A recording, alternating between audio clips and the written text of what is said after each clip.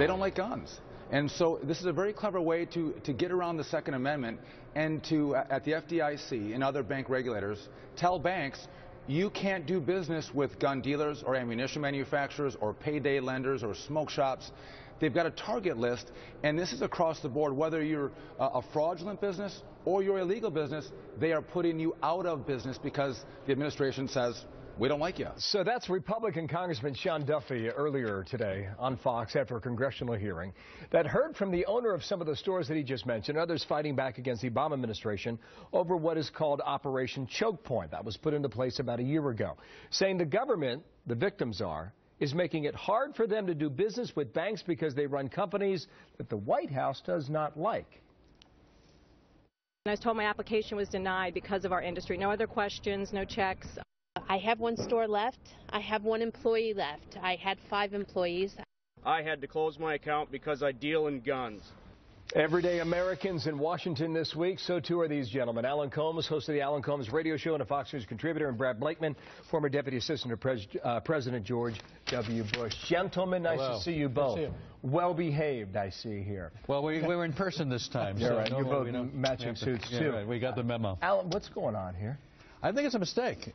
This is over-regulation. I know that you're probably shocked that I'm saying this, but to go after an entire industry because the Justice Department decides which industries, which groups should not be funded, that's absolutely wrong. By the way, so this is not all just gun organizations, gun stores. Some of these groups are like adult film stars having trouble, getting bank accounts. One company that makes hookahs, that people use to smoke illegal substances.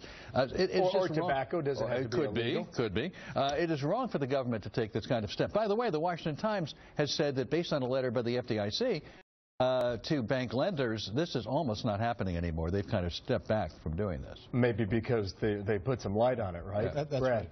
Look, Congressman Duffy is right.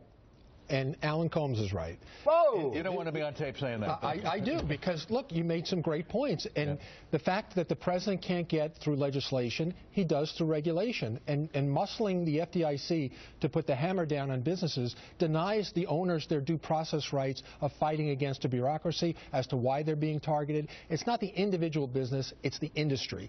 And the president is wrong to target individuals and emboldens government to do bad things like we've seen with the IRS and other scandals. It's wrong for the president to do it. The president needs to put down his pen and start doing things the way that the government intended it to, and that's acting through Congress if there's a need. I'm not sure how involved the president is. Obviously, the Justice Department's doing it, perhaps with the president's knowledge. But who runs the Justice Department? The President of the United States. You know, the remarkable thing is that no one's denying this.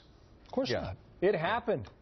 And some people who needed money to run their business and maintain their livelihood were denied that. There are a lot of users. Duffy calls it the greatest government overreach that no one is talking about, perhaps until now. There are usurious businesses that take advantage, lenders who are not. But if they're breaking the law, they should be responsible to the full extent of the law. But to go after an entire industry is clearly wrong. No, absolutely. And you're looking at the people who are being hurt, the poorest of the poor. These are small businesses trying to make a living. How about the payday lenders? I watch the lines in Washington as they go to pay a fee to cash a check.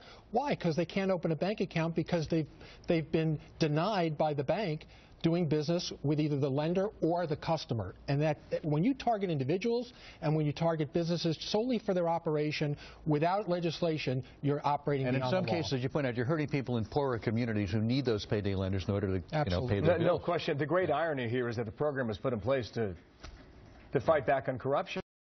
And as it turns out, the program itself is corrupt. That's right. This cannot continue. Apparently, it's not continuing. If you believe what the Washington Times said, it's really not continuing. They've really backed off it. Let's hope that bringing light to this even makes it even further recede. But I think that the big crime here, how does this happen? How do you allow the government to prey on everyday Americans and their livelihood? Bill, the most dangerous president is the one that knows no limits to his power. And that's what we have with the president. The president was quoting... Are you blaming the White House on this? Absolutely. You are? Yes, because the president runs the executive branch. He should be in control of every agency that's under his power. You would expect that from the president. And to have anything less is wrong. And to send a message to bureaucracies that it's open season on industries is quickly, Alan, I think it's so easy to blame the president for everything. How much he knows about this, how involved he is really a matter of question. Let's see what he does now to stop it. All right, let's find out. We shall. Thank you, Brad. Good to see you in person, all right? Alan, thank you. Always. All right, here's Martha.